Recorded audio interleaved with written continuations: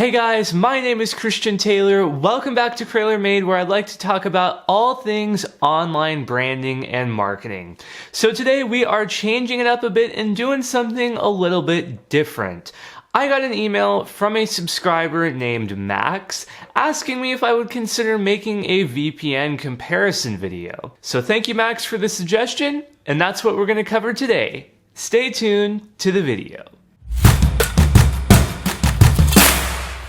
Hey, just a quick note before we start the comparison. I'm going to assume that you already know what a VPN is, what it does, and why you want one. There's debates on whether you need a VPN or not, and if you don't understand what a VPN is, I'll have a couple links to videos below that will explain that to you.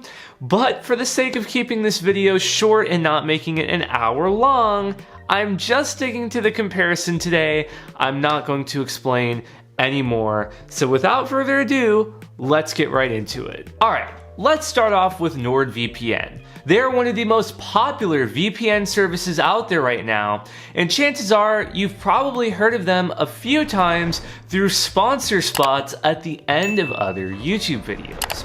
Now here are the main technical details for NordVPN, so feel free to pause the video and read if you want to know the small details. So my experience with NordVPN was alright. It's a pretty great value at $125 for a 3-year subscription, and I had no problems using NordVPN to watch Netflix, Hulu, and Apple TV+. Speed-wise, this VPN was pretty middle of the road. It wasn't lightning fast, but it wasn't slow either. It gets the job done, works reliably, and I was generally happy with my experience with NordVPN. Now, one thing I need to bring up is the recent controversy NordVPN faced due to a poorly disclosed security breach. NordVPN was breached in March 2019. Something happened at a third-party data center NordVPN uses, and someone essentially left a security hole in one of the servers. A hacker leveraged this hole to get data from NordVPN users, and while the issue is now fixed, NordVPN waited until October 2019 to notify people of the breach. Now look, breaches happen and no one, not even VPN providers, are exempt from getting hacked. I'm personally not too bothered that NordVPN was breached. It sucks, it's uncomfortable, but it's going to happen. However, I do have less respect for NordVPN due to the amount of time they took to disclose the breach. But I also understand that they had to secure the rest of their servers. I see both sides of the story, and I believe in second chances, so I personally think it's fine to give NordVPN a try if their features and pricing align with your needs. But with that being said, I completely understand if you don't want to use NordVPN because of this, so keep watching to hear about some other options. Next, let's take a look at the best budget option I've tried. If you're looking for the cheapest VPN possible that will still get the job done and provide a decent experience, private internet access is for you. For $7 a month or $40 per year, you'll be able to connect up to 5 devices and enjoy a quality and reliable VPN.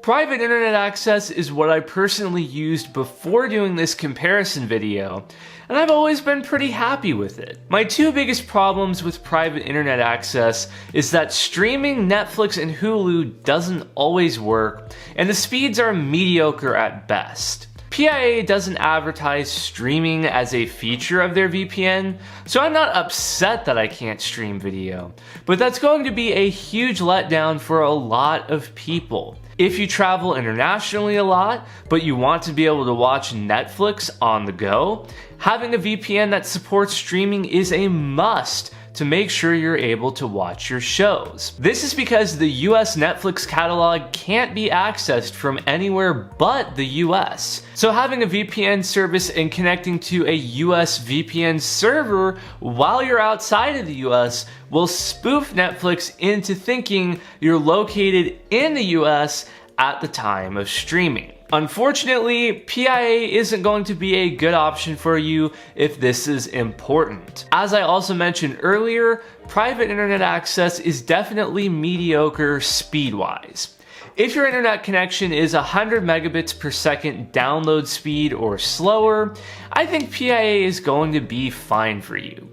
But if you have a 300 megabit per second download speed like I do, or even faster, you'll definitely notice slower speeds when you're connected to PIA. It's not a huge deal. I still had speeds of around 80 to 120 megabits per second, but you definitely get what you pay for. Next, let's take a look at the best overall VPN I tested. ExpressVPN has the tagline of the VPN that just works on their website. And I think this summarizes ExpressVPN perfectly.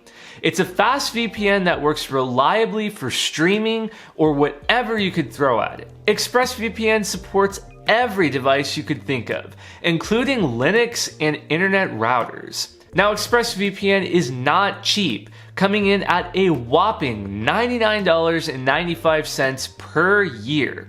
That makes ExpressVPN the most expensive option on this list, but I can honestly say that it's the best VPN in my testing. I saw average speeds between 150 and 180 megabits per second down on my internet connection, and this is almost as fast as what I typically see without using a VPN on my network. Honestly, there's not much more to say about ExpressVPN. My experience was smooth and everything worked reliably. Perhaps my biggest gripe is the price. $100 per year is a hard price to swallow for a VPN when there are tons of cheaper options that are almost as good. But that's the key.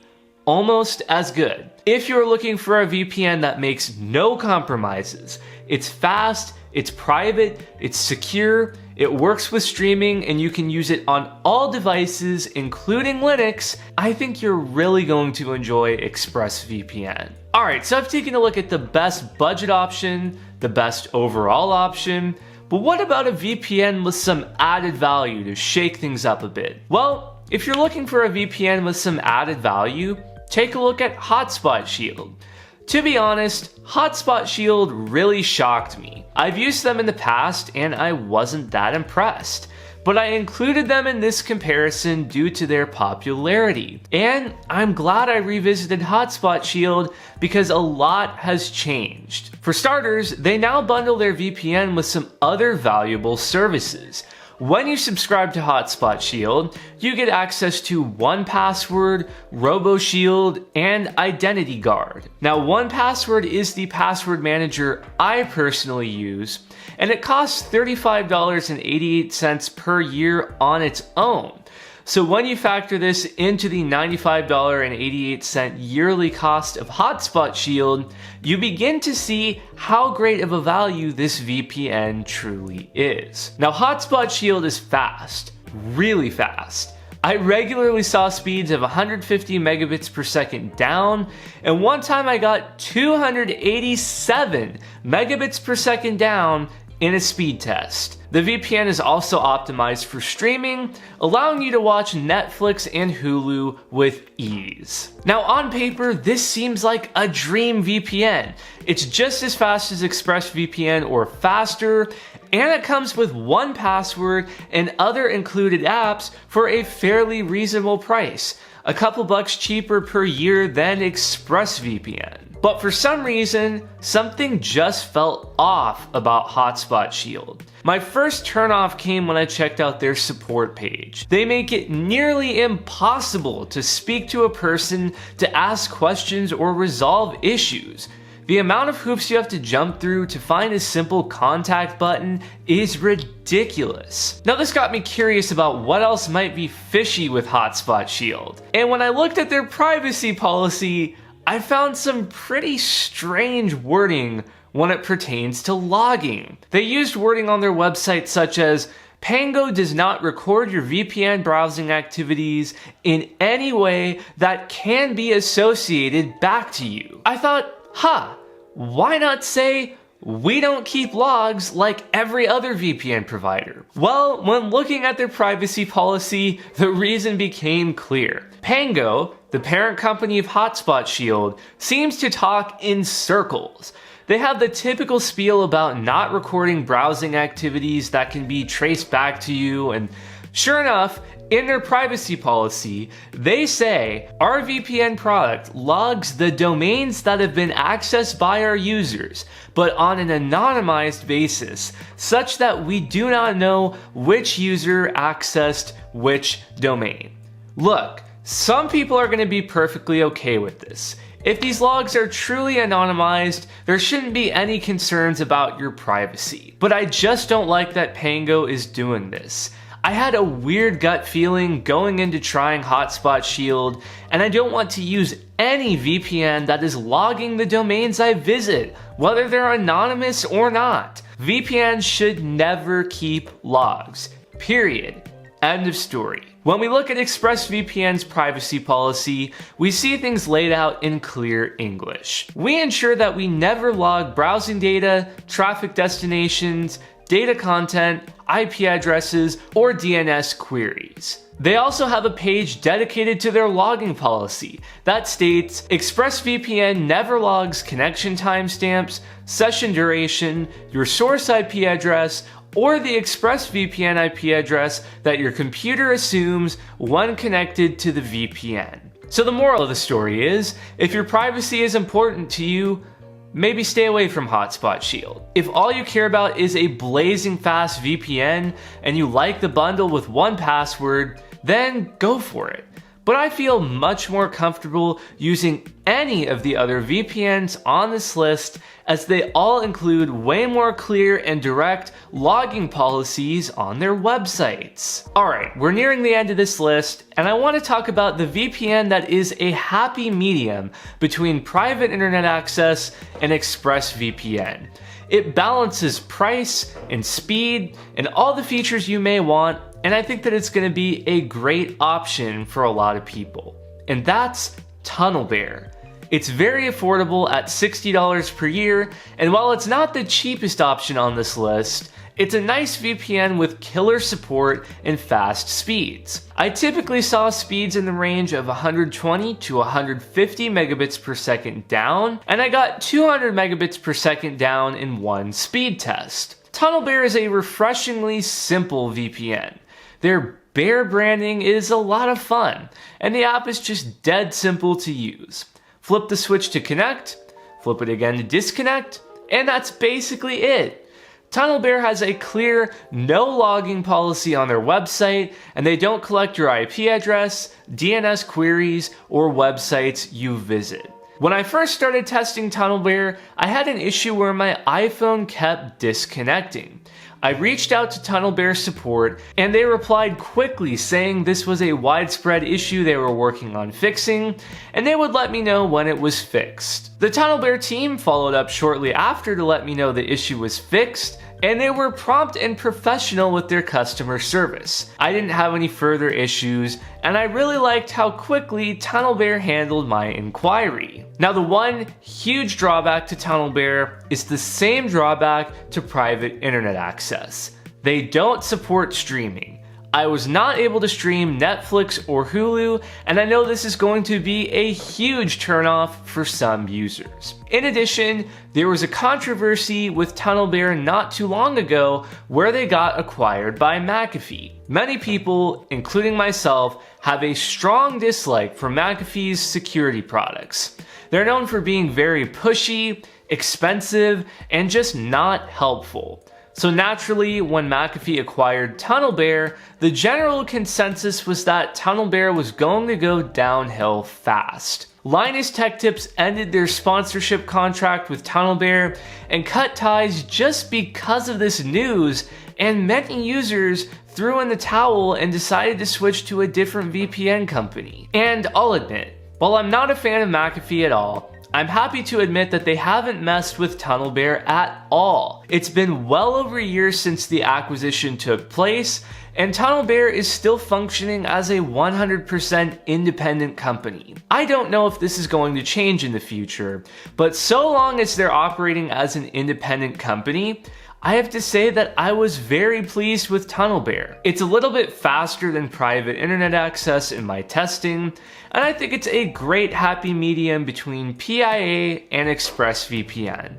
TunnelBear offers a free account that gives you 500 megabytes of data per month, so you can get a feel for the service before signing up. Okay, so the final option on this list is Namecheap. Now, if this is the first time watching my channel, you're probably wondering why the heck I included Namecheap on this list. They aren't known for their VPN service, and they're probably the least popular VPN on the planet at this point. And that's because Namecheap is a domain registrar and web host.